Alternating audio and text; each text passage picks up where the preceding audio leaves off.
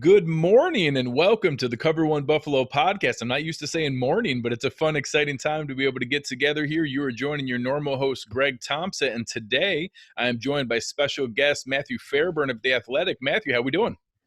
Oh, I'm doing well. Thanks for having me. Yeah, no, appreciate it. It's an exciting time of year. And for anyone who hasn't checked it out yet, this is coming hot off the presses. The most recent piece coming out on The Athletic is a really exciting piece. We'll get into a little bit more here, but a prospect that some of you may know about, but many is maybe new to your understanding of draft prospects, and that's Kyle Duggar, and just an exciting piece that you put together here. I know it probably started out as a little bit of a hidden gem, and it seems that that's no longer the case. Yeah, absolutely. I mean, what's funny about the draft and just going through it from, the way I kind of attack it is you start to hear more things, as you go to the Senior Bowl and the Combine and things like that. And I knew who Kyle Duggar was because I went down to Mobile in the fall to do a story on Jim Nagy and, how he puts together the roster. And he had mentioned him and I'd talked to some people about him, but I didn't really think about him for the Bills until I was at the Senior Bowl. There was a big contingent from Lenoir-Rhyne down there, and you just start to talk and, to scouts and things like that. And to hear how interested and how often the Bills were at Lenoir-Rhyne's campus, typically not, a huge indicator if it's, high-ranking scouts from the Bills going to Alabama or LSU or Florida. That's to be expected. But when they were the most frequent visitors to a small school like Lenoir-Rhyne, where there's one clear target. There's only one reason to go there. It piqued my interest, and I think it opens up a different conversation surrounding, those early picks, first and second round, a position that maybe people hadn't thought about, and that's probably more so why Bills fans, the name will be new to them, is because so many people are hyper-focused on receivers and edge rushers for good reason, but certainly not the only place the Bills have their eyes at the moment. Yeah, and I think it makes a lot of sense. There's been a lot of different things out there. I just did trying to explain a little bit some of the things that were in place with the recent, conversation for the final league year and the CBA not being extended, up until the recent news in the past couple of days and the Schefter bombs that came out and having that progress there, that there was a potential we could see an extension reached maybe even in the next week, if not the next month. It sounds like that momentum is pretty legitimate. Being in that position, there were things there were different complicated facets of it that they put under a bucket of the final league year rules, and one of them was that 30% rule. I know you and Joe talked about it on your show, some of the things that complicated, having to tear up the final year of deals and having to make sure that you increase salary so that future years didn't go up by 30%. I actually think that was a bigger hindrance to the Bills than what a lot of fans realized, and that it kind of penalized them with some bad timing of the discipline that being had, and now getting to the point that, hey, you drafted really well and need to extend these guys. Oh yeah, you don't get the benefit of that final cheap year of salary and giving them a nice signing bonus and the future security of an extension, but you need to actually tear up that final cheap year. One hidden bonus of this is if they reach that extension, that's no longer in play. I'm curious. Jordan Poyer was probably the most likely candidate to be penalized by that rule before, that if, hey, we have to set aside a whole bunch of money here to extend these guys rather than just a signing bonus. Now I'm curious if that's in play. And I think your piece on Duggar really points out that maybe safety is a bigger need than what fans were initially thinking. Yeah, my initial thought on, safety is probably more of a long-term need than people think. Micah Hyde he's no longer young. He's 30, I believe now, or turning 30 soon. So his age kind of snuck up a little bit. And Poyer entering the final year of his deal, you don't know how those negotiations will go. I mean, he is rightfully so going to want a pretty big raise. They've gotten a nice bargain on him. But the thing about Kyle Duggar that's super interesting to me is basically since Sean McDermott arrived in Buffalo, I've been waiting or kind of wondering, who's going to be that Shaq Thompson, who's going to be that big nickel. And They used Raphael Bush there at one point. They've sort of sprinkled in Dean Marlowe there. Saran Neal kind of fits that mold, but they haven't found the perfect guy. And it's one of those things that they always mentioned. They're not going to do it just to do it. They need to have the player who's capable of doing it. Kyle Duggar, I think, is made to play that role. He's, you know, a lot of people argue about, is this guy a safety or is he a linebacker? The beauty of the big nickel spot is that you want a player who you're arguing whether he's a safety or a linebacker. You want a guy who can, you know, conceivably be both. And he showed down at the Senior Bowl that he can cover tight ends. He can cover backs.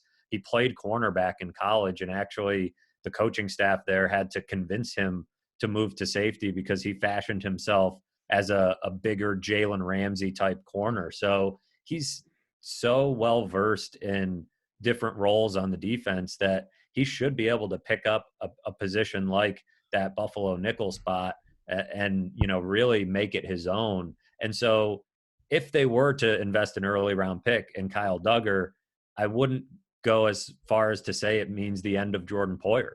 It could be a situation where he plays a little bit of that nickel role and then they move on from Poyer and, you know, move Duggar over to safety. But it could be as simple as they like this guy as a big nickel. I mean, they like having those versatile chess piece type of guys, and he's 100% that. He's a guy who can make an impact on the defense right away. And, you know, he would basically fill, you know, two needs. You could argue nickel cornerback's a need. They haven't gotten the best play there from Saran Neal and Taron Johnson. Taron Johnson has had his moments. I like him as a player, but he gets hurt a lot. And, you know, now they need a strong side linebacker in Lorenzo Alexander. Well, maybe you kill two birds with one stone and take a guy like Duggar and, you know, he can fill a few different roles for you. So I don't think he's a guy that you necessarily pigeonhole into one spot. But all of the things he has that line up with what the Bills like are almost too much to ignore, right? In terms of who he is as a person, you know, how highly motivated he is, the nastiness he plays with on the field, the rare athletic traits that they're always looking for. You know, he reminds me a bit in terms of personality of a guy like Tremaine Edmonds, and also has that, you know, those rare physical gifts as well. I think next week is going to be anybody who hasn't heard of Kyle Duggar before next week will hear about him after how he tests in terms of 40-yard dash, vertical leap, all that stuff. He moves extremely well for his size. Yeah, it's interesting. We were kind of joking in the prep for the show that, you know, a lot of people listening to this, if you're not tapped into that, you know, draft prospect world, this could literally be the first time you're hearing this guy's name. And if you hear, oh, why are they talking about a D2 safety as a player that could be filling these roles? Just an FYI, he's going to show up at the combine, probably be a little bit taller than Matt Milano, weigh about the same. And instead of the 4.67 40 that Milano ran, he might run a 4.39. And just to have that combination to be the size of Matt Milano. And I know you wrote about it in your piece that he's probably going to weigh in around 220, 224. But as the frame, the guy said the broad shoulders, and some of his coaches and Nagy commented that he could easily end up being 230 plus from the way that he's built. That's exactly where Matt Milano is now, except he might run a 4.3 40, and having that kind of explosiveness is just off the charts to have that kind of versatile weapon. And you mentioned Lorenzo Alexander, and his versatility was forward with also being able to go down as a pass rusher. Maybe the versatility is backwards in that it's first and second down is as that strong side linebacker, and then he can play the big nickel, and he can also probably fill in that special teams maven role that Lorenzo Alexander had. It's rare to have somebody that can check that many boxes, and it's understandable why he's skyrocketing up some draft boards, or probably not draft boards. He's probably been there the whole time. We're just now finding out about it as the football public.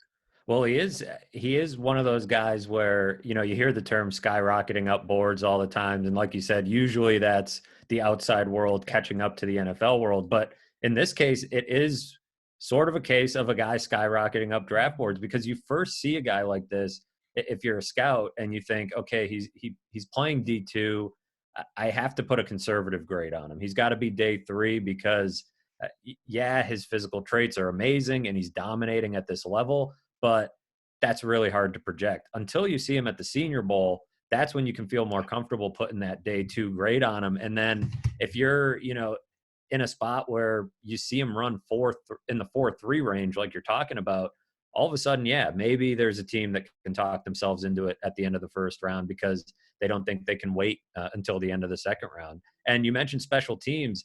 The other amazing part about this guy, and we'll see if it translates to the NFL, he's a really, really good punt returner. Like scary good punt returner. You don't see too many 220-pound punt returners, but and it was D2, but man, he knows what he's doing with the ball in his hands. So not only was he their dog on kickoff coverage, he was, the guy sometimes bailing them out and creating offense. There was a game, Drew Cronick, they're now coaching at Mercer, coached him last year, the last 2 years, was talking about a game where they were down to their fourth string quarterback and Duggar returned 2 punts for touchdowns, basically single-handedly won them the game. It's like, that's the type of guy that you need to see at D2 to feel comfortable spending a first or second round pick. And, people, like you said, kind of look sideways at a D2 player, but look around the league. There's a lot of really good Division II players. Matthew Judon played Division II. I mean, there's a pretty long list of successful D2 players, but it's been since 1999 since one went in the first round. For whatever reason, in the last 20 years, teams have been hesitant to pull the trigger in that way, but there have been a lot of guys who have, provided good value because, if you can play, they're going to find you. And sometimes you fall through the cracks as a recruit and, it's an inexact science. Not a lot of guys go wire to wire D2. A lot of guys transfer out, but it'd be a pretty cool story if he ends up sneaking into the first round. Yeah, it's really funny. We just got a comment in the chat area here on Ali Marpet. I actually had paperwork logged to go to Hobart at one point. So I was actually very aware of Ali Marpet as he was coming up. But I think his transition and the enormous contract that he earned, I think those are reassuring things. I think Matthew Judon's about to get $60 to $80 million from someone, showing that you can make that investment and that it can work out, might give someone the courage to pull that trigger and want that 5th year, option on someone like him. And, selfishly, I hope that's not the case. I'd love for him to be available at the 54th pick for the Bills. But, if he shows out the way that it's possible here, it could be an opportunity for, them to really, not have any alternative but to go that direction.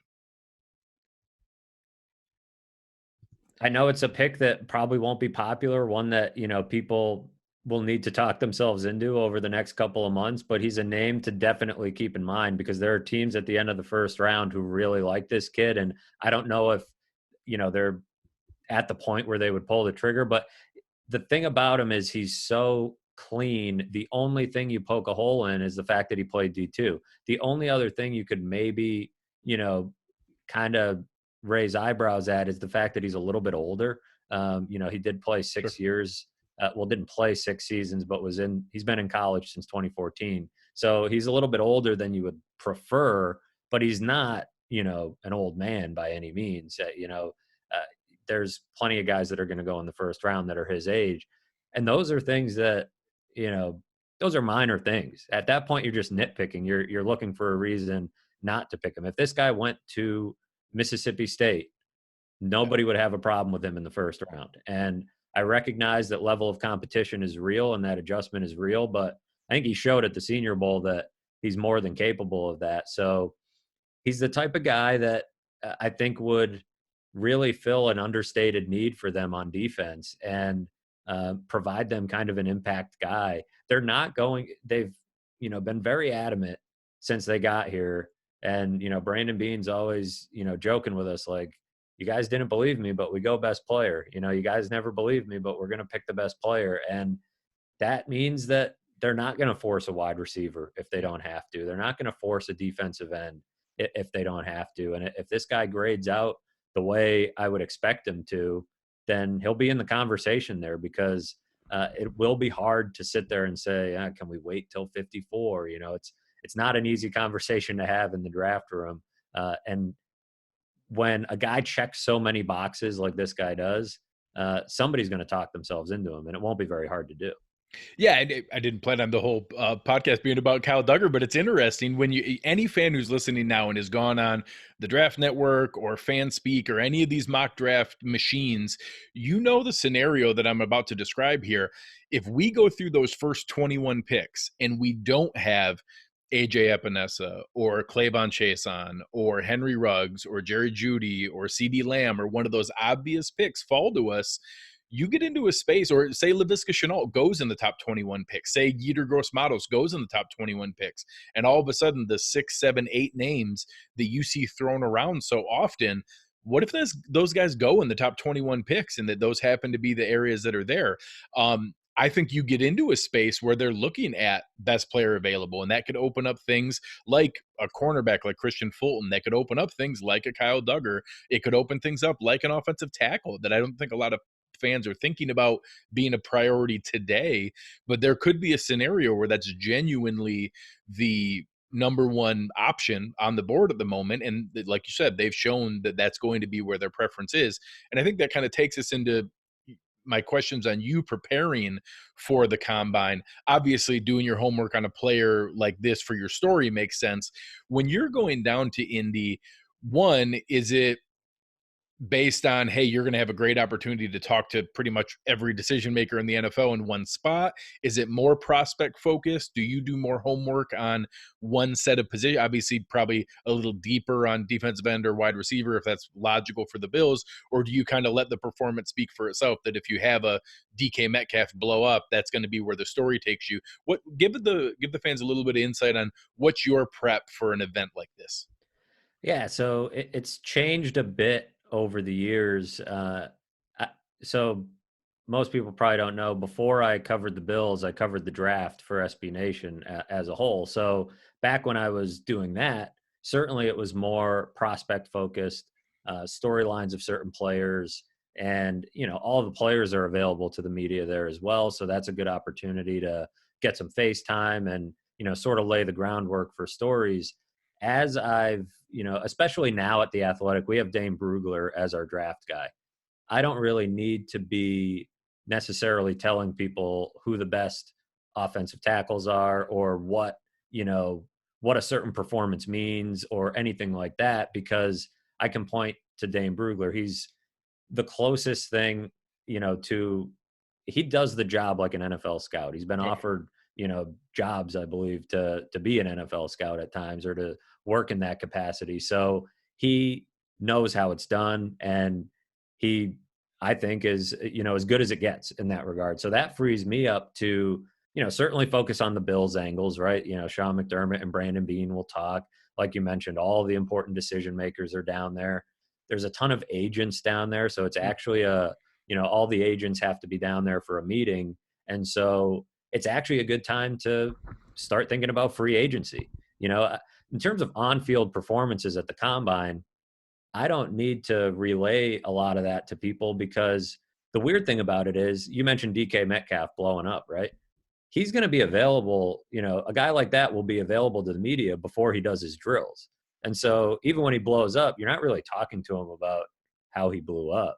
You're talking to, it's such a quick news cycle. People can watch on TV. Yeah. So I try to, and this is what I try to do, honestly, every day, even when I'm at the Bills facility or when I'm at, wherever I am, it's what I'm here and, somebody else isn't. So, my reader isn't here. How can I make them feel like they're here and show them something that they can't, see on TV, or, get from a video clip on Twitter, or even sometimes that is the, for like the Senior Bowl, for instance, that is the sort of the taking somebody behind the curtain, is like, here's a video of practice and somebody's not at practice. So anytime I can, get something that nobody else is going to have, or that is going to take readers someplace that they couldn't otherwise go, take advantage of the fact that I'm there, and that, I can talk to people, like you said, and you just hear a lot of things.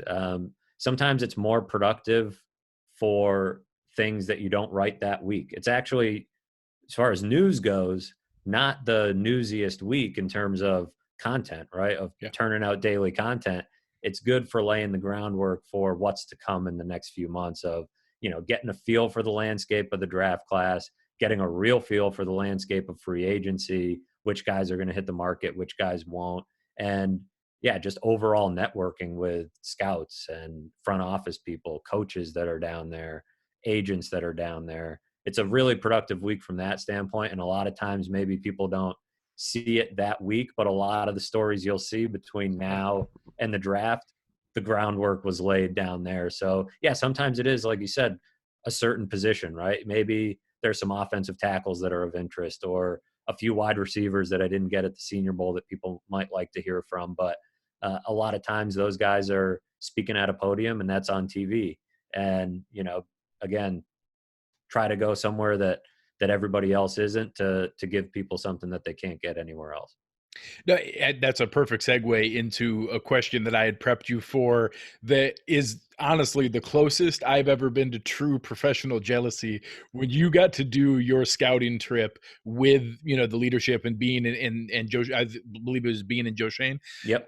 Going through there, tell the fans a little bit about that. It's a year ago, but still very relevant in having that kind of behind the scenes look about being able to see what it's really like when you have the top level leadership go to see those big time programs and what they're looking for.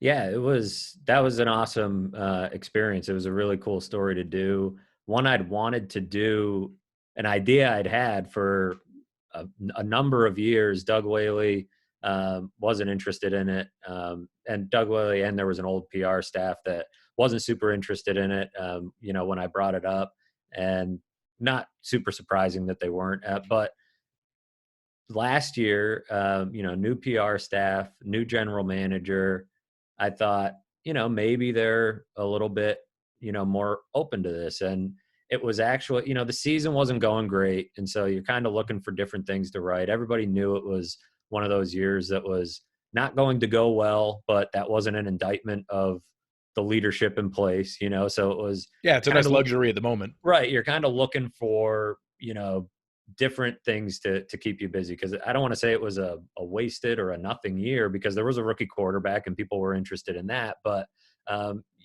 people weren't super interested in the games each week. And so it was a Wednesday, and I pitched it to the head PR guy, and I was thinking, down the road or whatever, hey, at some point, if he's open to it, who knows? Sometimes you do something like that and it's a year down the road and they say, hey, we want to circle back on that. Now we're interested. Well, they called me that afternoon and said, can you make it down to Oxford this weekend?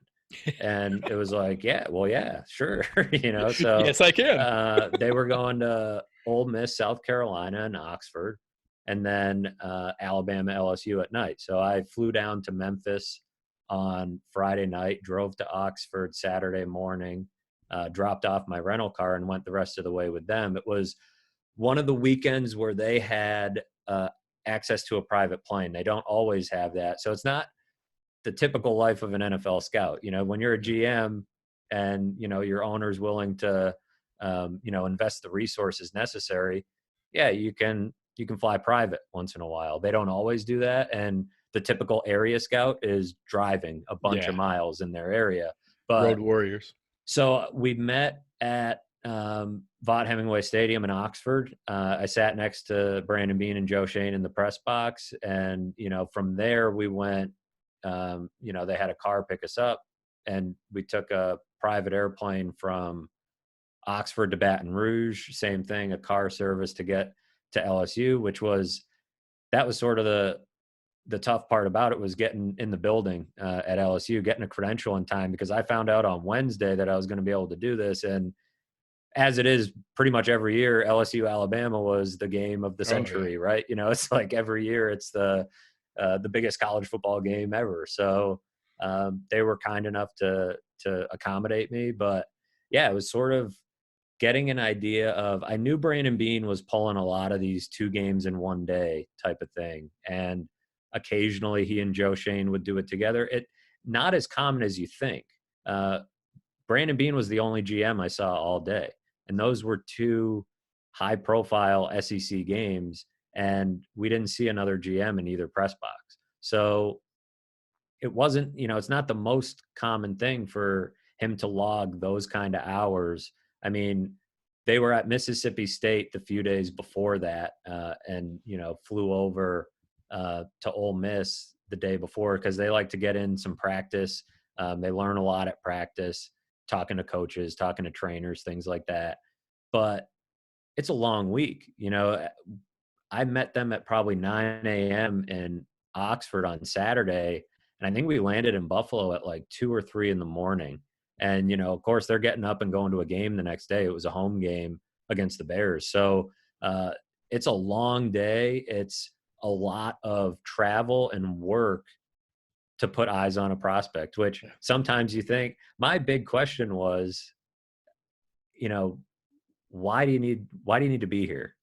Why can't you just watch on tape? What are you looking for? What is it that is so important about being in Oxford, Mississippi that you couldn't get the next day flipping on the all 22 of this game? And a lot of it is what they do behind the scenes, at practice, the days leading up. I mean, think about that Ole Miss team. DK Metcalf was on that team. You're probably going to want to get the medical on a guy like that who had a neck injury. They did end up taking Dawson Knox. I think that was the only player from either game that they took. That was the funny thing. I pitched the story and I'm kind of like, I'll not say where we are. I could, write it in a way that nobody knows where we are and still get the point across. And Brandon Beane was like, you can say where we are. He's like, run it by me afterwards to make sure specific names necessarily aren't in there. But he's like, Alabama and LSU isn't right. Yeah. Well, like, good luck. Like, I'm at Alabama, LSU. Who am I looking at? Good luck. Which of the 30 players that are going to get drafted do you think they're in on? Total on the day, we probably saw 40 plus guys that were either drafted or in camp, and probably a couple dozen more that will be drafted or in camp this year. So he was like, yeah, you can tell people where I am. Like, a lot of times people know anyways. And a lot of times it's, okay, I need to get eyes on this guy and I'm going to be able to rule him out. They're looking at body types down on the field before the game. They're looking at how a guy, and, people who, listen to your show and follow your work know that they have a type that they look for in terms of personality. And you can pick up on a lot of that before the game, how he's interacting with teammates. Is he first in line in drills? Things that seem silly on the surface, but that can provide clues as you're going through the process. And so, a lot of interesting stuff as you see them they're on the field before the game doing all that. They leave in the third quarter because they got to beat traffic and get out of there and get to the next game or get home in the case of the late game. But, a lot of interesting stuff that they uncover behind the scenes, and it's a lot of work to end up with one guy. Yeah. They got Dawson Knox and they might not have, it could have been no guys, but you think about some of the guys that were out there, AJ Brown, Deebo Samuel, Brian Edwards in this draft. Yeah. You're still getting that baseline and covering a lot of ground. And Brandon Beane has said he prefers, if he's going to pick a guy in the first 3 or 4 rounds, either he or Joe Shane, he likes to have one of them had eyes on him live in a game. And the thing about it is, once you get to December and, you don't have those opportunities anymore to put live eyes on a guy. So you have to take advantage of it and put in the work while you have the chance. Well, and you talked about it in your prep work or the other opportunities that come up at the combine. I would assume it's like that for them as well, that some of that may not pay dividends that day. Some of it may never come up. It may be that you got great insight on a player that you thought was going to be available in the third round and somebody else jumps on him in the second or whatever it might be. But you've now given yourself that intel. You've now given yourself that connection that, hey, it's getting up close here. This guy we thought he was going to be a first round guy. He's now available on day 2. That Friday morning, they're able to call back that coach and make that connection, be like, hey, I know we talked before. I just want to vet one more time. We're good on this guy. All the stories that have come out on X off-field concern, we're going to be clean with this guy going forward because you've now made that in-person connection and can have that follow-up discussion on them. And that legwork, like you said, maybe never pays off, or maybe it's this year. Like you said, maybe it's Brian Edwards or Patrick Queen off of LSU, or a player that they got eyes on last year and now they're able to see him this year. It's hard to be able to know the direct correlation of each of those visits. Right. And, a lot of times I do get a kick out of, at the Senior Bowl or the Combine, Team X met with player Y. Makes me crazy. It is an interesting exercise to say, okay, let's see how it matches up in April. But a lot of times they're looking at a guy to rule him out, or they're meeting with a guy to rule him out. And sometimes it's hard to tell the difference. Sometimes they know that a lot of that stuff's going to get out there.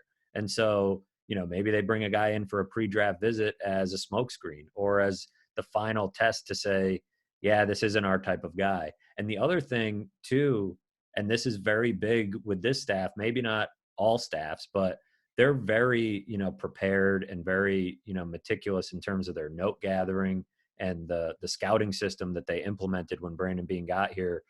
I'm talking not just like their grading scale, from a technology standpoint of, they're entering notes on Greg Little, when they're down at Ole Miss, South Carolina. They have a file on Greg Little. All the, anybody who's got like Microsoft Office knows they've got like OneNote or whatever it is that they use. They have some system that's used in there. So it syncs up. And so he's got the area scout notes already in there. And then Brandon Beane can write his notes in there and it automatically syncs up, and he's cross-checking. And they keep that for maybe in 2 years, Greg Little's on the trading block at the deadline. Okay, what did that coach say about him when he was in college? Odds are not a whole lot has changed, but you can call, especially in Greg Little's case, because he's in Carolina, Brandon Beane could call Carolina and be like, all right, I remember this Ole Miss coach told me, this guy didn't work hard. Is that true? Has that been the case for you guys? And they talk so much about how free agency is an unknown in that regard. They don't have the guy in the building. They don't know that, what type of guy they are. They don't get to mold them the way they do a rookie. Well, if you have at least something to fall back on, some notes from before the draft and we met with this guy at the Combine and he was a real turd. Like, maybe he still is, or maybe he's changed. And that tells you who to avoid in free agency. That, it's all information, and it may not pay immediate dividends, but it's worth gathering because you don't want to be caught off guard by something, and you don't want to run out of time either. You don't want to be sitting there in April saying we need to bring this guy in for a pre-draft visit because we know nothing about him. You want to go into the process and go into those meetings with information. Hey, this coach said this about you. What do you think about that? Yeah. Or this coach said that you were late for, weightlifting sessions routinely. Why was that? Maybe there was a misunderstanding, but you're armed with information that helps you get more information and ultimately make decisions. And it sounds like both Beane and McDermott are never going to be accused of being unprepared for things. It's certainly everything that comes out is how meticulous, how detailed, how much information they gather. So like you said, you never know if it's going to pay off, but they're always going to be prepared in doing that. You talked about the transition of maybe using that information of free agency, and I think that's come up in a couple storylines here. One, over the past couple of days of missing out on Greg Olsen, where they had the previous connection in Carolina and knowing him and such a stand-up guy in the locker room. Another name came out this morning with Everson Griffin, who his first 4 years in the league were Leslie Frazier's 4 years as a head coach in Minnesota. So one, do you think that released veteran market is something they're going to play around in?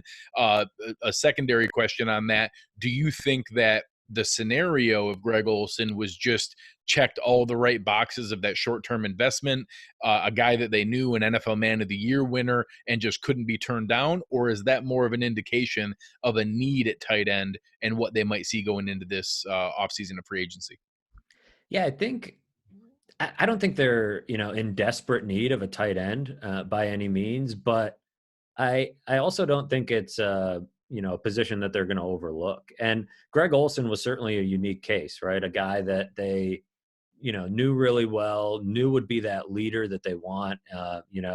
They like having one of those guys in every position room, but they could also kick the tires on somebody else. That, Tyler Croft has a contract that's pretty easy to get out of. Yeah. Not saying that they should automatically do it, because I do think there's probably something there with Tyler Croft. He's a guy that teammates really got along with, and had sort of a quiet, understated leadership role last year.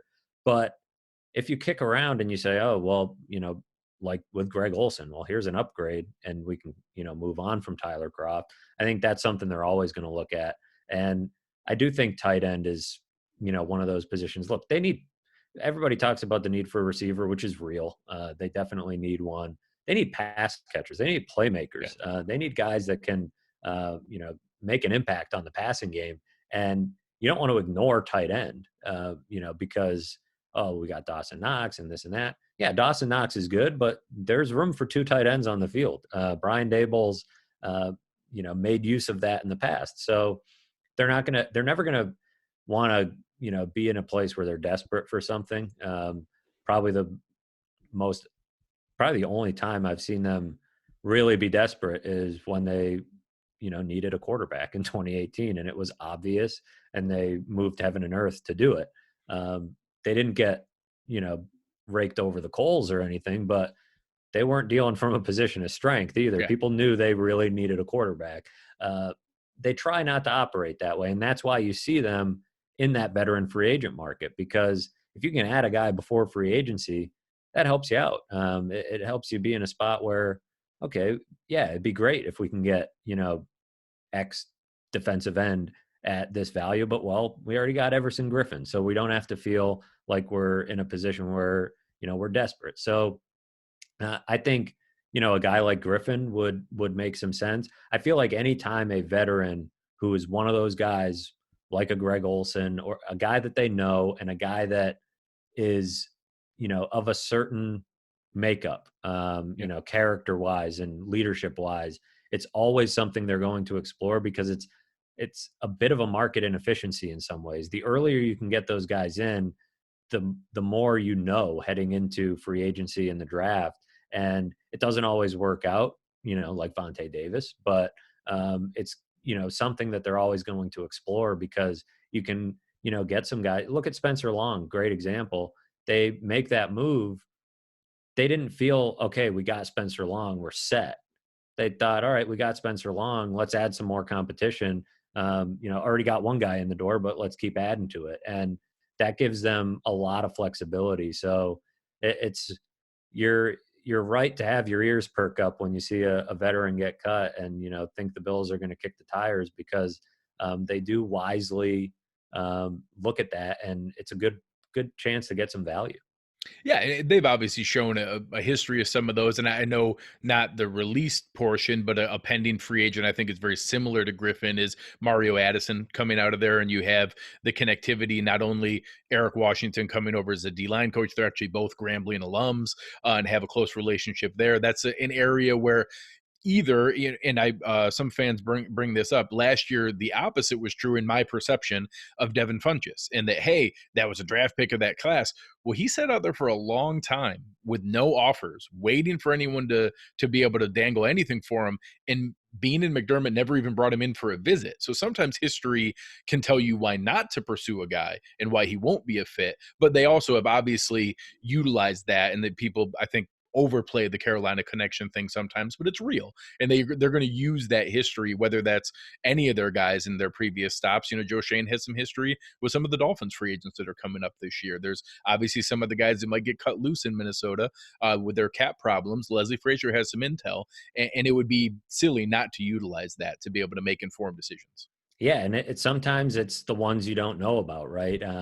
Joe Shane or Brandon Bean is super friendly with ex-coach. Okay, so maybe they didn't know this free agent really well, but they know enough people around him to make an informed decision. I think Mitch Morse is an example of that. They aren't going to invest that kind of money in the wrong kind of guy, and they want people to look at a guy like that and say, all right, this guy's making a lot of money, but he's not, slacking off or, not working hard. So, sometimes it's the obvious ones like Carolina, and sometimes it's not. And your point is spot on about it can be the reason you don't pursue a guy. Yeah. Like maybe Josh Norman is that Yes. case of, Perfect one. people say, oh, he had his best years under Sean McDermott. Sure, but they also were perfectly okay with letting him walk, and you have to wonder why that is. So I think there's that aspect of it too, of not every guy that wore a Panther uniform is going to be in Buffalo, but certain ones can be a fit. The Panthers were a good team. They weren't lousy under, Sean McDermott and Ron Rivera and Brandon Beane and all those guys. They were pretty good. So, sometimes that makes sense. I think Mario Addison is one that almost too obvious, right? Yeah. Because of the way he plays, because of, that veteran presence, the need at the position. Those are the types of guys that you look at and say, yeah, that they could, if they're going to spend money. Look at Trent Murphy. I know, a lot of people aren't thrilled with Trent Murphy and the return he's brought, but that was a guy that you looked at and said, yeah, he's going to check the boxes off the field. He's going to check the boxes from a locker room leadership standpoint. And they're always going to be mindful of that, in particular with high draft picks and with, big money free agents. It doesn't mean they're going to be, not even looking at guys without, with, some small character issues. But in terms of the guys that are going to be the pillars on their salary cap and in their locker room, they are very mindful of the mental makeup. And so that's probably as important as anything when people comb through these free agent lists and do the research, is which guys fit from that standpoint, not just which guys fit from a talent standpoint. Well, and I use the example all the time. I think Trent Murphy and Starr are both perfect examples of what their version of mitigating risk is. I don't think anyone is going to make the case that either Star Lotulelei or Trent Murphy are good values or are outproducing their contracts, because they're not by any reasonable spectrum of play. However, if your worst case scenario is that we invested in a player and they're a contributing NFL roster caliber player, that's a much greater return on investment than the risk of, this guy is a complete bust. He's a liability on the field. We can't play him. And now he's a malcontent in the locker room, and we need to get out of that completely. That's a much different spectrum of risk. And what they do to minimize that, maybe they trade off a little bit on the upside. I would like to think they still take some risks to be able to get the bigger return. And you saw that Quinton Spain and Kevin Johnson far outproduced their contracts. But if they minimize that on the other side of it, because they've vetted all those other pieces from a character standpoint, then if your worst case scenario is, hey, I get it, Starr's not a great value, but he's still pretty good. I get it that people are, it kills me. Everyone's, loving the idea of re-signing Shaq Lawson and bashing that Trent Murphy's a terrible value. Go look at their numbers. They're real similar between the two of them. They had very similar seasons. It's just funny that I think that shows the bottom end of it, that if you can manage it where that's your worst case scenario on a free agent signing, that really helps out the overall product. Well, and there's also, look, when you sign guys in free agency, almost, the history and the numbers show that you're not always going to get, more often than not, that person's production is going to go down. Yeah. It's sort of part human nature, it's hard to get a guy to live up to a big free agent contract. I mean, I always think about Mario Williams. That guy did about everything he could do to live up to that contract. And still by the end, people thought he was a waste of money. Yeah. And he was producing 10 sack seasons. Yeah, but I think almost 40 sacks in 3 years, three right. All-Pro or Pro Bowl seasons, and most people recollect him as a bust. Yeah, by the end of it, a lot of people wanted him out, rightfully so. By the end, but nobody was looking at it in the big picture of what that guy did. He was a beast, but when you sign for such a big dollar number, you're always tied to that. And that's in the locker room too. You're tied to that as a guy who says, you look at Ken Lucas in Carolina, got paid a bunch of money and was lousy and was no good in the locker room. And it created problems. There are tons of examples of that where guys get big money and, they kind of slack off, or, they get a little comfortable. They're not as hungry, or the fit isn't perfect. And you don't want that. And I think, Starr is an example of a guy that they certainly overpaid for. But they were in a position where they had the luxury of doing that. They were, they knew that by the time they really needed the money, they could get him off the books, no problem. And, that's where I think, they buy themselves a little bit of flexibility too. But it all goes back to why they love and prefer building through the draft, because those are guys that are homegrown, developed in-house. They know that the character and the personality is going to check out because they did all the homework in the draft, and they've had them in their, building for 4 and sometimes 5 years before signing them to that extension. And then, you're showing guys, new draft picks that come in that, hey, if you put in the work, this is what happens. We take care of our own. And that, really breeds a nice culture in the locker room. So they're getting to the point in this rebuild and this build now, I guess you would call it, because it's year 4, that they're probably not going to lean as heavily on free agency. And they do want to take care of their own and use the draft and all that. And yeah, they've shown that they're pretty good at finding value plays in free agency. And that's a nice skill to have, because, when you can find the Micah Hydes and the Jordan Poyers who return way more than you paid for, then, it's a good position to be in. It's a good way to plug holes. But it's not ever going to be the base of Brandon Beane's roster building strategy. Well, and like you said, that reward of the guys who put in the work is a perfect way to kind of segue into our final segment here. Let's do a little bit of kind of a rapid fire. We got 6 names of real free agents that I think are out there of either current to re-sign or of extending guys. So I'll throw some names at you. Let me know your thoughts of either whether we're going to bring them back if they're a free agent, like the first couple, and then I'll throw a couple of the extensions at the end of whether you think we'll see a extension here this between now and the season, let's say, and let's use the assumption that the new CBA extension is reached and it gives Beane the flexibility he would have planned on. So let's start out with an easier one. What are your thoughts on Kevin Johnson coming back to compete with Levi Wallace? I think there's a pretty good shot of that. They liked what they saw from him last year. He really liked being in Buffalo, and enjoyed the coaching and all of that. So I think there's a real shot of that one.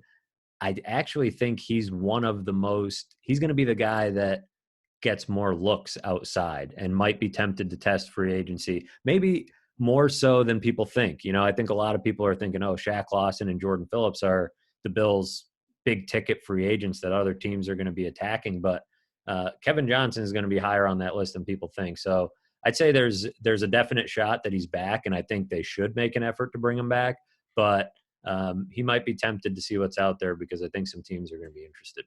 Well, and he's the highest draft pedigree of any of the guys that were out there. He obviously, I think he played some crazy number, like 23 games in those 4 seasons with Houston, but he played all 16 here with us and played 100% of the snaps in the playoff game. So it certainly showed that it's in his range of capability to stay healthy. Absolutely. 100%. Jumping into the next one, how about Quinton Spain? I know a lot of people throw out the idea of, I think people talk about the idea of moving people's positions on the offensive line a lot more frequently than what you actually see it done. Everybody likes the idea of, just move Cody Ford. You talked about Spencer Long. We have John Feliciano. There is some depth there and some options not to have to, but he certainly brought a lot of consistency next to Dion Dawkins. What are your thoughts on whether we'll see Quinton Spain back? Yeah, after the season, I thought there was a pretty strong chance. I've cooled on that a little bit. He's one, I'll be interested to poke around on next week and kind of figure out where things stand. He's another one that probably wants his chance to test the market, given that, he didn't really get much interest last year when he did hit the market, and maybe a spot where they do feel comfortable. They have some depth. And I do think there might be a chance, and I'm with you on, it's one of my I don't want to say pet peeve, but I do sometimes laugh when people say, "Oh, just move this guy here." Yeah. It was always a big thing with Cyrus Kwanjo. "Oh, just move him in here, or move him to guard or whatever." And it usually takes teams longer than it takes, fans to get to that point. I do think there's a shot that happens with Cody Ford if the right offense. This is such a good offensive tackle class that I think it might be a spot where they look at in the first couple of rounds to get one of those, big name prospects. And if they do, that presents a perfect opportunity to, make Ford a guard and, go that route. Maybe it's somewhere they look at in free agency. Look, the offensive line was good last year.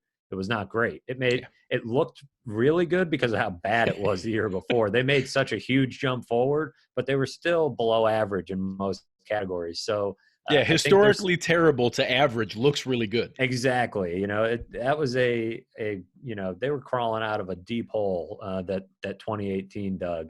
But I do think they can upgrade there, and I don't think they're done doing so. And so Quinton Spain might be a guy where he wants to look at what's out there, and the Bills are comfortable doing that because they think they can find an upgrade. I think that's spot on. I think there's a number where it makes sense where they just can't turn down the value, but I also think they're gonna have as much feelers out there for alternatives as what he is. I think that's kind of a 50-50 route. There's been a ton of discussion with Jordan Phillips and Shaq Lawson, so we won't spend a ton of time on that. Anything outside of the norm of I certainly think it's more likely Shaq is back than Jordan Phillips. I think Jordan Phillips, it's all about the value of what the number his agent and he see and whether anyone else offers that. I have always been all season long of the thought process that there is going to be a desperate GM and owner who want to sell that 9.5 sacks to their fans and are going to pay him as though that's sustainable and what he's going to produce next year. And if he does, God bless him. He earned that payday and I'll be happy for him. I don't expect that level of payday to be from the Bills. Yeah, neither do I. I don't think they're going to break the bank for that guy. And I'm less and less convinced that anybody's going to. I think a lot of times, it's easy to look at a guy hitting free agency off of a big year and saying, "Oh, this guy's gonna get paid," but it doesn't always happen. Sometimes there's guys that you would think would get. I mean, remember Zach Brown a few years ago for the Bills? Yeah. A lot of people, man, career year hitting free agency, he's gonna blow up, and he didn't. And so I think when there's a gap between the value a team would put on a guy and the value that he wants to put on himself, that leads me to think that, he'll hit the market and maybe hang out on the market a little bit. Unless, like you said, all it takes is one team. It's what makes free agency contracts and values so tough to pin down, because all it takes is one team to say, yeah, we've got a ton of cap space. We have to spend it. Let's throw it at this guy who had a big year. And I don't see it making a tremendous amount of sense for the Bills to be that team, especially when they have in-house a guy that is going to take the majority of the snaps and, hopefully take a big step forward next year in Ed Oliver. I think they're ready to get him on the field more, and you can find a much cheaper rotational defensive tackle than Jordan Phillips. Yeah, I'd thrown out Vernon Butler as another one of those Carolina connections. And that, again, I think we'll know pretty quickly Eric Washington will either give the thumbs up that, hey, yeah, we want this guy, or yeah, let's look elsewhere. So I think we'll know on a guy like him pretty quickly. But that's another possibility of, hey, I've always put it out there that I love what Brandon Beane did to find Jordan Phillips. You claimed him on waivers for nothing. You brought him back on a pretty cheap 1-year prove-it deal. He did well. Don't pay that guy. Go find me the next Jordan Phillips. Go find the next disgruntled, talented, misused guy in the wrong scheme that we can plug in cheap. Put him on a 1-year prove-it deal. Put him on a contract year that he wants to earn that big money, and then let him go do that. And that's how you keep those hungry guys who are really, really excited about their 25 to 30% of the snaps because they want to prove everything they can when they're on the field, not frustrated that they're not being able to live up to their contract or getting what they thought should be starting money when they're being brought in and now backing up at Oliver. Yeah, I really like Jordan Phillips, the guy. Really enjoyed covering him. He was great to go to in the locker room, ton of fun, big personality. a good guy in the locker room. And I don't want to, paint the picture that I think this is a guy that will slack off when he gets the money. It's just, you want to pay for future production, not production in the past. And I do think in a lot of ways, his 9.5 sacks weren't, they weren't necessarily indicative of his level of play at times. He, was pretty fortunate in some situations.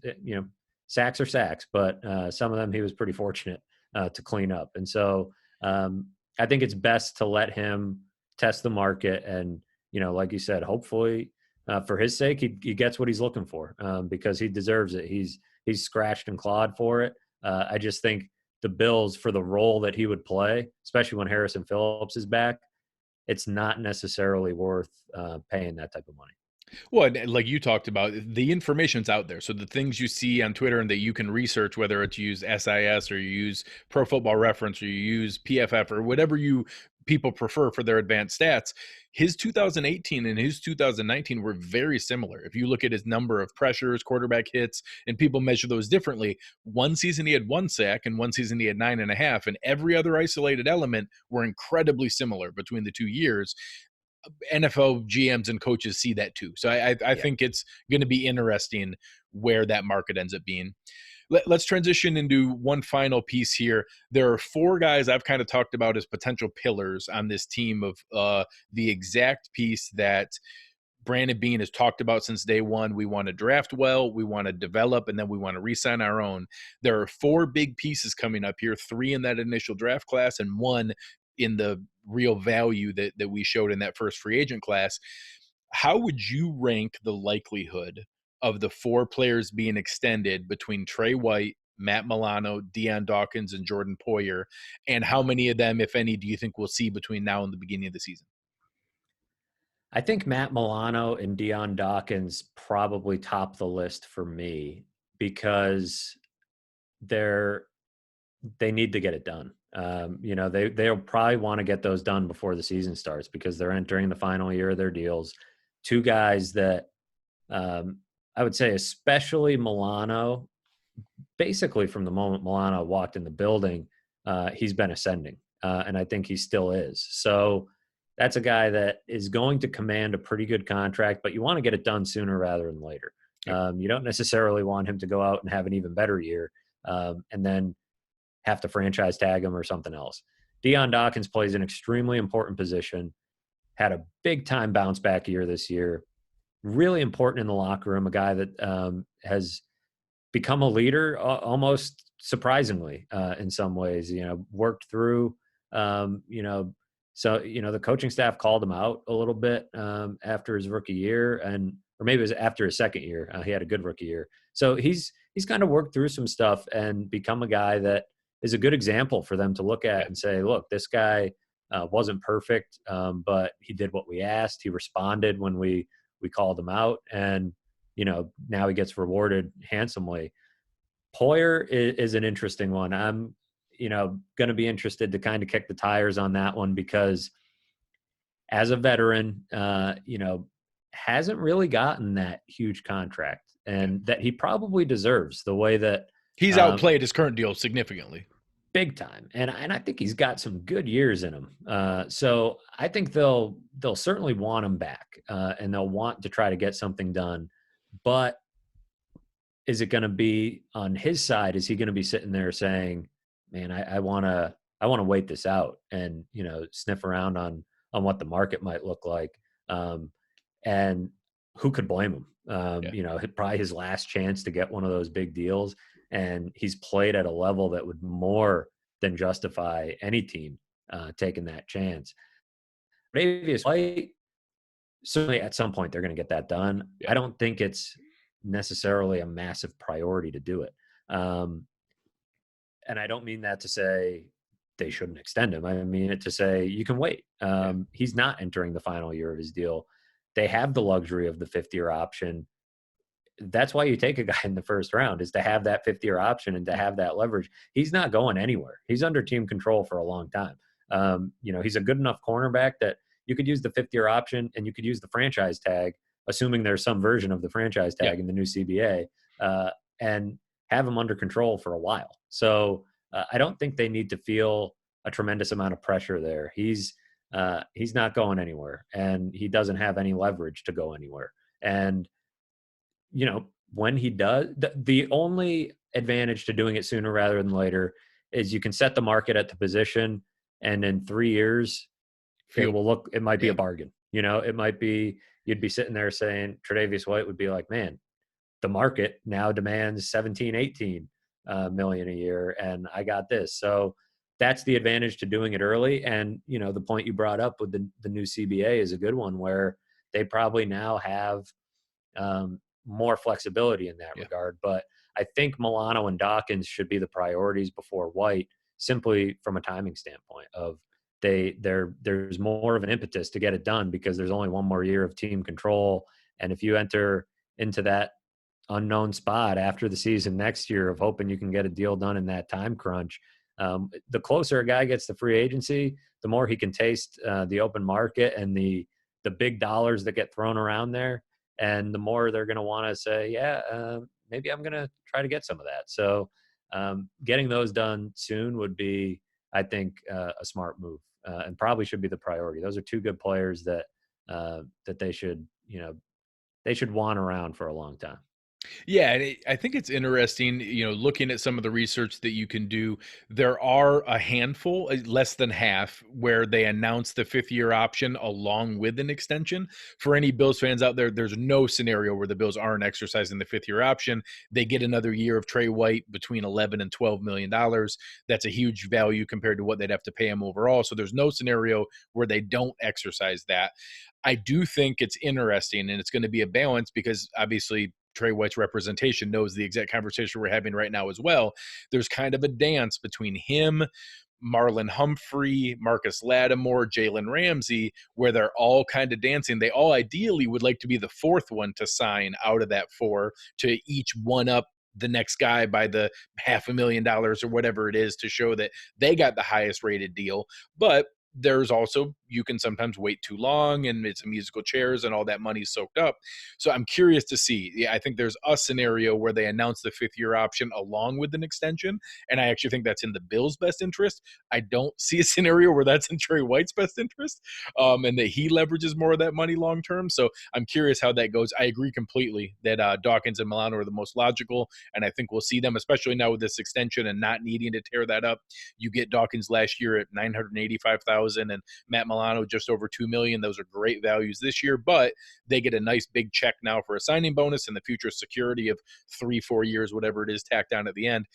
And then if they do that, say they extend those two, and you have the 5th-year option of Trey White, it now opens up the opportunity for a potential franchise tag for Jordan Poyer. Say they don't get a Kyle Duggar, or they're still waiting on, is Jaquan Johnson the right guy? Do we have Saran Neal, or do we need to look at that market in the 2021 draft? All of a sudden, you're able to take a look at the idea of, do we want one more year? We still reward him. You're talking probably 12, 13, 14 million dollars with that franchise tag number at safety, but maybe it's not the 3 years and 45 million that his representation wants, and we get one more year to kick that can down the road. I'm curious. Safety is a tough position. It doesn't drop off as quick as, say, cornerback does. You look at some of the best safeties. Eric Weddle played well into his late 30s. Eric Berry is now coming back. Moving over, Earl Thomas made a huge impact. Kevin Byard, tons of the good safeties that are being paid good money are in their early 30s in the NFL. That's not a precipitous cliff like you would see at running back and things like that. So I think there is a scenario where they do re-sign him, but like you said, he is one of those guys who hasn't seen that huge money. He isn't able to make a decision, maybe like an Everson Griffin could, where maybe the price tag isn't the number one priority, and the right fit and the right scheme and playing time matters. For him, this is his number one chance and only chance to cash in on a long-term deal. I'm curious if that comes from Buffalo, or if those other dominoes fall the way they are, they have that card to play and maybe reward him with a big one-year deal, but not the long-term commitment. Yeah, it's also a position that they're good at developing and good at, getting the most out of, players that jump in there. So even if it's not Jaquan Johnson or whoever, they're pretty good at. They did it with Jordan Poyer, right? That was a guy that was very undervalued in free agency the year he hit the market, and they got the most out of him. Not to say you want to gamble and find another one, but Sean McDermott and his staff are pretty good at developing defensive backs. It's all going to come down to what Jordan Poyer is willing to do. I know, a lot of these guys like playing on this team, and that helps to an extent. But like you're talking about, when a guy's sniffing the big payday, Jordan Poyer didn't grow up in Cheektowaga. He's a guy that's, not necessarily going to give a hometown discount. But I do think the earlier you get at some of these guys, the better chance you have. A lot of them, like feeling valued and like feeling, wanted. And the best way to do that, frankly, is with money. So they might they have to play the salary cap dance. And some of it will probably depend on what they're able to do in free agency. If they land certain big ticket, pieces that they're looking for, or if they don't spend as much and they have a big chunk of cash, maybe they say, all right, let's try to get Jordan Poyer back at the right number. Let's try to get all these guys done. The earlier you get, like you said, the earlier you get in the door, the less of a chance that price goes up because the market just keeps getting inflated, and the better idea you have of what your roster looks like. Yeah, the better planning. You don't have to sit there and say, do we need to take a safety because we don't know if we're going to have Jordan Poyer? The earlier you get it done, the better off. So it's going to be an interesting few weeks, trying to figure out where it's almost more interesting what they're going to do with their own guys than what they'll add, which is a different position to be in because it's been a while since they've had guys they even wanted to re-sign. Yeah, it's exactly what they planned. And, I think that it's even happened quicker and more favorably than what anyone could have hoped for. But it's nice to finally have that kind of problem to be able to consider. So let's end on this note. I was going to ask you for a prospect to keep an eye out for, but I think your story this morning is a great indicator there. So I think one of the other questions I shot you for fans, maybe with an eye towards free agency, maybe on both ends of the spectrum, what's a storyline that you've seen gaining a lot of steam out there from a fan standpoint that you'd maybe tell Bills fans to temper expectations? And then I'll ask you afterwards, maybe one that's under the radar that maybe they should watch out for. Yeah, I don't know if it's going to be a year where they're spending huge money on wide receiver. And I know some people have gotten their hopes up. I think the problem there is that the best guys aren't going to hit the market, and it's kind of a lousy free agent class after Amari Cooper and AJ Green. There's not a ton of guys that, are super exciting. I think about a DeMarcus Robinson as, maybe a guy that you get some value on, but I think the worry is because the free agent class isn't that great, some team's going to throw a bunch of money at him, and, that's where you get into trouble in free agency. And that's why it's so hard to predict, is like, if Robbie Anderson or one of these guys is at the right number, then you feel pretty good. But if one team that has to hit, the floor is throwing a bunch of money around, they might not really care about the risks associated with some of these guys. So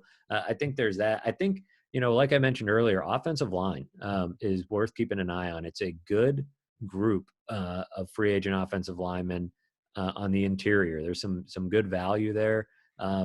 I do like, Mario Addison makes some sense. I do think he's a guy that makes sense. I mentioned Marcus Golden in a piece I wrote last week as well. A guy that absolutely fits from a locker room standpoint, just a guy that's always hungry. And, we talk about if they lose Jordan Phillips, you might want to look at, some of these 3-techs that are available, veteran 3-techs that have a little something to prove, might be a little bit undervalued. So you're looking at those tier 2 and 3 free agents, maybe more so than the tier 1 free agents. The pie in the sky guy to me, and I know a ton of names get thrown around, but Matt Judon, who we brought up earlier. I mean, that guy, he's a beast, and he's somebody that I think would be worth, if the other, guys set the market at defensive end and he's a notch below. Look at what Zadarius Smith did last year, leaving Baltimore and going to Green Bay. almost, changed the culture on the defense by himself. Had a huge year. And I've talked about this a little bit with Joe on our podcast and with some other people. Tim Graham and I have talked about this, off air. I feel like they need some mean guys, on both sides of the ball, guys that you wouldn't want to meet in a dark alley, guys that you want on your side in a barroom brawl type of thing. And I don't mean to say that what they're doing, looking for good character guys, is wrong. And I think Rex Ryan probably took it to the extreme of, having a lot of guys that had, a screw loose, and it created a, combustible locker room situation. But a guy like Jerry Hughes is that guy, right? A little bit of an edge, yeah. He's a little nuts. And I think that's good, especially on defense. I mean, Tremaine Edmonds is an awesome player and probably going to become a great player. But you don't necessarily think of him as like a mean dude. Yeah. And a lot of the guys on defense are that way. And so I think a guy like Judon or somebody that has some of that nastiness to them is needed, both sides of the ball. I mean, you want those alpha dog type of guys. I mean, I think about Seattle and the way they built their team basically full of those guys. Yeah. It doesn't mean that they're bad character guys. It just means that they've got some attitude. Richard Sherman, Cam Chancellor. Yeah, by all accounts, Cam Chancellor was a good human. He was great guy. Incredibly mean on the field. Just a bad dude on the field. Like Doug Baldwin, great guy, absolute animal on the field. So they've got, not to say they don't have any of that. I just think it's something that a little bit of an ingredient that they could use a little bit more of to get to the next level on both sides of the ball. Yeah, so I've been fanatical about Yannick Ngakoue all throughout the season. I've shelved that a little bit just because it sounds like they're going to try hard to franchise tag him. They need to cut like 6 starters to be able to do it, but whatever. Jacksonville's they made their bed. They have to lie in it now. So I'm assuming that he's not going to be readily available on the market. Judon's been a guy in that area, and whoever it is, the one area I love the philosophy of Brandon Beane. You don't splurge on these enormous signings. You grow your own. You re-sign your own. The one piece that I think really could be genuinely transformative is that game-wrecking pass rushing presence. I think the domino effect it could have on increasing the value of those last 2 years for Jerry Hughes, where he's not getting double teamed, making it that we can maximize the progression and development of Ed Oliver because he's not able to be double teamed. Having the back seven that we do, where you have those safeties, Trey White, the crazy range of Tremaine Edmonds and Matt Milano, all of a sudden everything takes just a little tick forward because we haven't had that, where Jerry Hughes is your number one pass rushing option. You see what happens this year. He had a pretty good season, but it's not that hard to take him out of the game plan when he's your number one option. And his stats suffered from that. He still had the pressure and the overall efficiency impact that some people measure, but it's not the same thing. The domino effect it has if you're able to plug in whoever that is. I don't think it's Jadeveon Clowney. I don't know if Ngakoue gets available. I love the idea of Judon, especially if it's at 95% of the price tag of those guys. But plugging someone like that in, I think could have a really transformative impact on a really, really good defense into a potentially dominant defense that can win games single-handedly.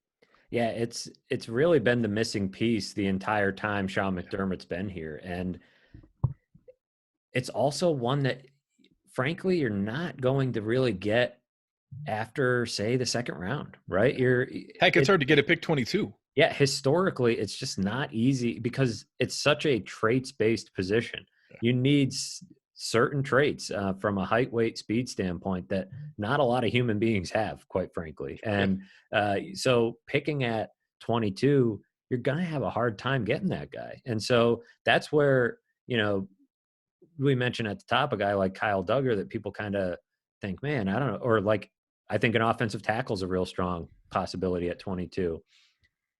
And people think, oh, that doesn't make sense. They need an edge rusher or a receiver. Well, the way the market sets up, both in the draft and free agency, it's probably the better move to invest in a free agent pass rusher, just given how the draft class is at that spot. You look at where the draft is strong and you formulate your free agency plan based on that. There's a ton of offensive tackles. There's a ton of wide receivers. So feel pretty good about, hanging out until the draft to get one of those guys.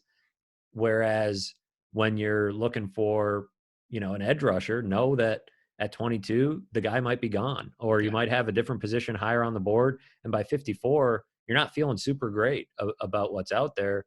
Okay, well, spend some money in free agency. Look at what they did last year.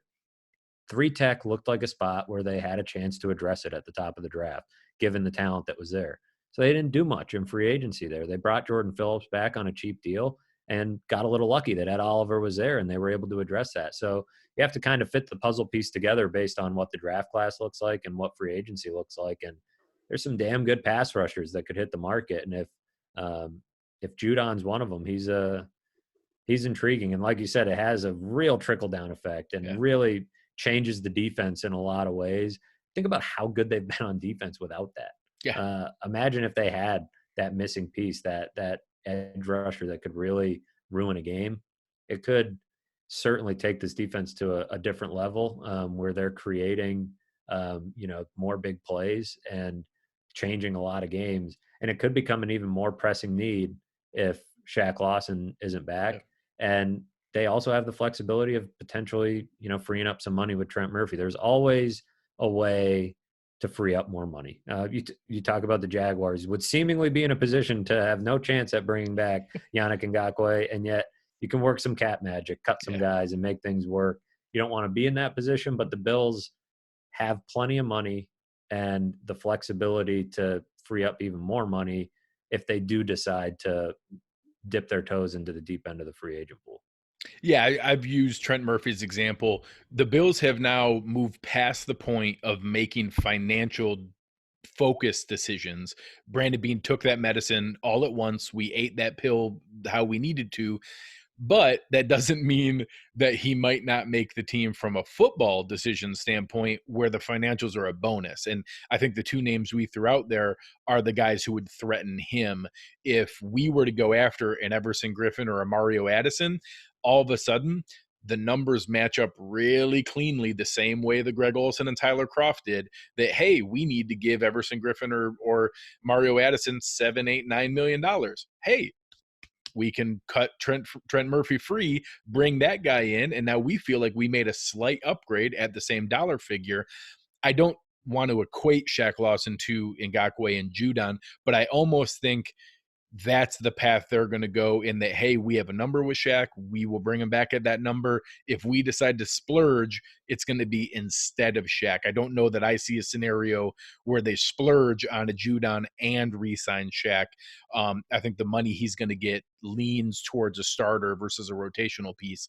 But if they're not able to hit on one of those bigger deals, I do think bringing him back still makes sense. And then maybe you pair that with a guy he's such a great run defender, lacking a little on the pass rush side. A guy like Mario Addison or Everson Griffin could pair really well there to be able to kick Shaq down into the 3 tech next at Oliver in kind of a NASCAR formation and bring in a veteran who's at a lower price. I think one of those alternatives could be there where you don't automatically cut free Trent Murphy, but there could be a scenario where it ends up making sense football wise.